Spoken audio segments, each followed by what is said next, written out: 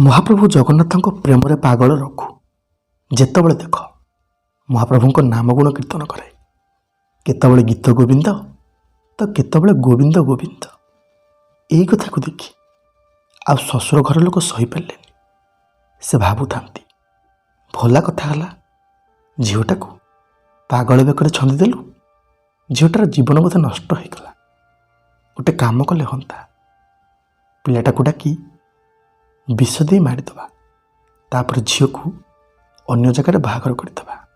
ରଘୁ ବେଶୀ ଛନ୍ଦକପଟିଆ ଲୋକ ନୁହଁ, ପ୍ରଭୁ ଭକ୍ତ ସିଏ, ସରଳ ବିଶ୍ୱାସୀ। ସବୁବେଳେ ମହାପ୍ରଭୁଙ୍କର ନାମ ଗୁଣ କୀର୍ତ୍ତନ କରେ। ସେବା କାହୁଁ ଏତେ ଜାଣିବ, କିନ୍ତୁ ତାର ସ୍ତ୍ରୀ ଅନ୍ନପୂର୍ଣ୍ଣା ତାକୁ ପତି ରୂପରେ ପାଇ ଭାରି ଖୁସି। ରଘୁକୁ ଦେବତା ପରି ମାନେ, କିନ୍ତୁ ଘର ଲୋକଙ୍କ ମନରେ ଯେ ରଘୁ ପ୍ରତି ଏମିତି, ସେବା କାହୁଁ ଜାଣିବ। ଶେଷରେ ଡକା ହୋଇ ଝିଅ ଜ୍ୱାଇଁ ଆସିଲେ। ଏପଟେ ଶ୍ୱଶୁର ଘର ଲୋକ ଜ୍ୱାଇଁଙ୍କ ପାଇଁ ପିଠା ତିଆରି କଲେ, ସୁମିଷ୍ଟ ପିଠା ପୁର ଦେଇକି। କିନ୍ତୁ ପିଠା ଭିତରେ ଭରି ଦେଇଥାନ୍ତି କାଳକୁଟ ହଳାହଳ ବିଷ, ଯାହାକୁ ଖାଇବା ମାତ୍ରକେ ଏକାଥରକେ ଯେମିତି ଜୀବନ ଚାଲିଯିବ। ଯେତେବେଳେ ଏଇ କଥା ଅନ୍ନପୂର୍ଣ୍ଣା ଜାଣିଲେ, ସେ ମହାପ୍ରଭୁଙ୍କୁ ଚାହିଁ କ୍ଷମା ପ୍ରାର୍ଥନା କଲେ। ଠାକୁରେ, ମୋ ବାପ ଘର ଲୋକ ଏମିତି ଯେ ମୁଁ କିଛି ବି କରିପାରୁନି, ହେଲେ ମୁଁ ତୁମକୁ କଥା ଦେଉଛି, ମୋ ସ୍ୱାମୀଙ୍କୁ ମୁଁ ନିଶ୍ଚୟ ଏ ବିପଦରୁ ଉଦ୍ଧାର କରିବି। ସେ ଆଉ ଡେରି ନ କରି ଗୋଟିଏ ମଞ୍ଜ ପିଠା ଭିତରେ ଚିଠିଟିଏ ଲେଖିଦେଲେ କି ଏଥିରେ କାଳକୁଟ ହଳାହଳ ବିଷ ଭରି ରହିଛି, ଆକୁ ଆଦୌ ଖାଇବେ ନାହିଁ, ଖାଇବା ମାତ୍ରକେ ଜୀବନ ଚାଲିଯିବ। ଏପଟେ ଅପେକ୍ଷାରେ ଥାନ୍ତି ରଘୁ। ପିଠା ଆସିଲେ ଆନନ୍ଦର ସହ ଖାଇବେ। ପିଠା ତ ଆସି ପହଞ୍ଚିଲା, କିନ୍ତୁ ରଘୁ ଯେହେତୁ ମହାପ୍ରଭୁଙ୍କ ପାଖରେ ନିଜକୁ ସମ୍ପୂର୍ଣ୍ଣ ରୂପେ ସମର୍ପଣ କରିଦେଇଥିଲେ, ସେ ଆଉ ଡେରି ନ କରି ସଙ୍ଗେ ସଙ୍ଗେ ହାତରେ ଜଳ ତୁଳସୀ ଧରି ସମସ୍ତ ପିଠାକୁ ମହାପ୍ରଭୁ ଜଗନ୍ନାଥଙ୍କୁ ସମର୍ପଣ କରିଦେଲେ।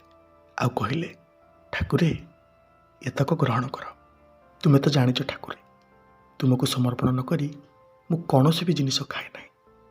ଆଗ ଆପଣ ଖାଇନିଅନ୍ତୁ, ତାପରେ ମୁଁ ଖାଇବି। ଏତକ କହିଲା ପରେ ଏଥର ରଘୁ ଆରମ୍ଭ କଲେ ପିଠା ଖାଇବା ପାଇଁ। ଯେତେବେଳେ ଗୋଟିଏ ପିଠା ଆଣି ଭାଙ୍ଗି ଦେଇଛନ୍ତି ଖାଇବା ପାଇଁ, ତା ଭିତରୁ ତେଜପତ୍ର ପରିକା ପତ୍ରଟିଏ ବାହାରିଲା। ଆଶ୍ଚର୍ଯ୍ୟ ହୋଇଗଲେ ରଘୁ। ଆରେ, ପିଠା ଭିତରେ ଏ ପୁଣି କ'ଣ? ପାଖରେ ଥିବା ଲୋକ ମଧ୍ୟ ଆଶ୍ଚର୍ଯ୍ୟ ହୋଇଗଲା। ଆରେ, କଥାଟା ଧରା ପଡ଼ିଗଲା କି? ରଘୁ ବୋଧେ ଜାଣିଥିଲା ସେମାନେ ଦେଇଥିବା ପିଠା ବିଷ ବୋଲି, କିନ୍ତୁ ତାହା ନୁହେଁ।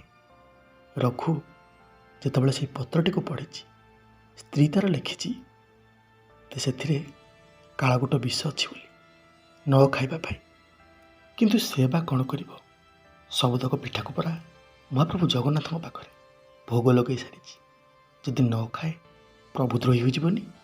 ମନେ ମନେ ସ୍ଥିର କଲା, ଠାକୁରେ, ଏ ସବୁତକ ପିଠା ପ୍ରଥମେ ତୋତେ ମୁଁ ସମର୍ପଣ କରିଛି। ଯଦି ମୁଁ ନ ଖାଏ ମୋ ଭକ୍ତପଣକୁ ଠି, ଯଦି ଭକ୍ତ ହୋଇକି ମୁଁ ତୋତେ ବିଷ ପିଠା ଖାଇବାକୁ ଦେଇପାରିଲି, ଆଉ ତୁ ତାକୁ ହସି ହସିକି ଗ୍ରହଣ କଲୁ, ମୁଁ କାହିଁ ଖାଇପାରିବିନି? ମାରିଲେ ମାରିବୁ, ରଖିଲେ ରଖିବୁ, ସବୁ ତୋରି ଇଚ୍ଛା। ଏଇ କଥା ଭାବି ରଘୁ ଗୋଟା ପରେ ଗୋଟା ପିଠା ଖାଇ ଚାଲିଲା।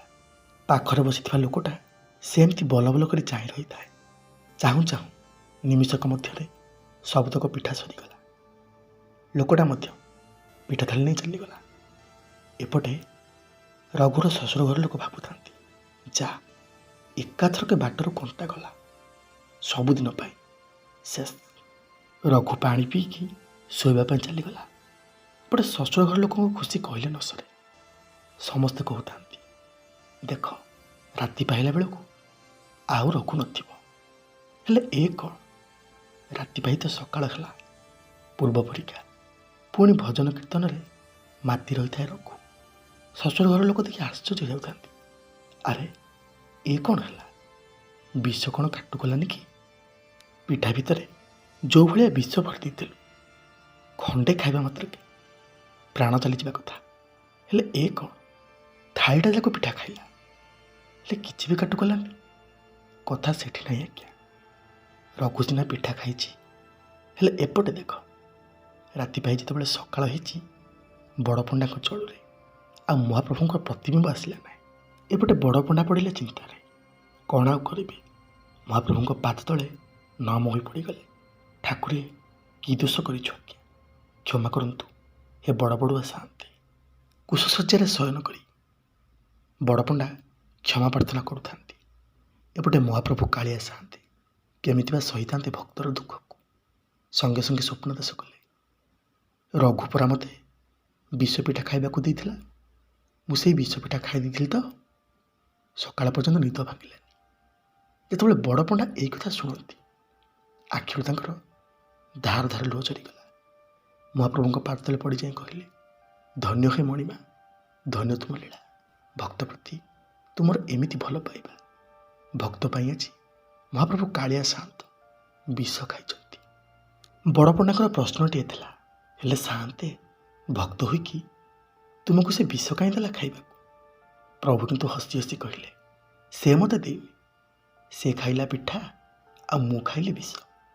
ହେଲେ କେମିତି? ମୋ ଭକ୍ତ ପ୍ରତି ଯେତେବେଳେ କଷଣ ଆସିଲା, ମୋ ଭକ୍ତ ପ୍ରତି ଯେତେବେଳେ ବିପଦ ଆସିଲା, ମୋ ଭକ୍ତକୁ ଏ ସଂସାରରୁ ଯେତେବେଳେ ଦୁଃଖ ପଡ଼ିଲା, ସେତେବେଳେ ମୁଁ ସବୁକିଛି ହରଣ କରିନେଲି। ଆଉ ସେଇଥିପାଇଁ ଆଜି ଭକ୍ତ ଖାଇଛି ପିଠା ଆଉ ମୁଁ ଖାଇଛି ବିଷ।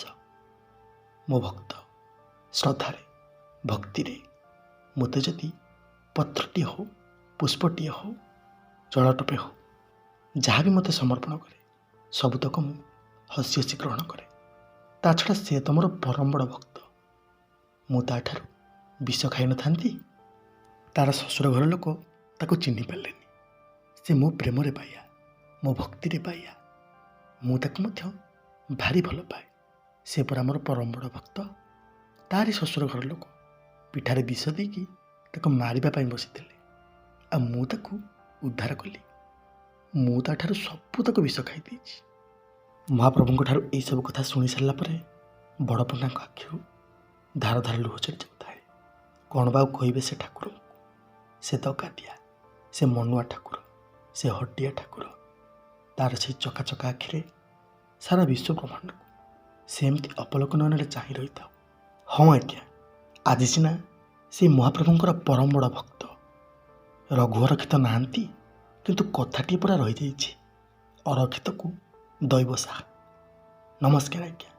ଆଜିର ଏହି ସୁନ୍ଦର ଭିଡ଼ିଓଟି ଯଦି ଆପଣମାନଙ୍କୁ ଭଲ ଲାଗିଥାଏ, ଜୟ ଜଗନ୍ନାଥ ଲେଖିବାକୁ ଆଦୌ ଭୁଲନ୍ତୁ ନାହିଁ। ମହାପ୍ରଭୁ ଶ୍ରୀ ଜଗନ୍ନାଥଙ୍କ କୃପାରୁ ସମସ୍ତେ ଭଲରେ ଥାଆନ୍ତୁ, ସମସ୍ତେ ଖୁସିରେ ଥାଆନ୍ତୁ। ଜୟ ଶ୍ରୀ ଜଗନ୍ନାଥ।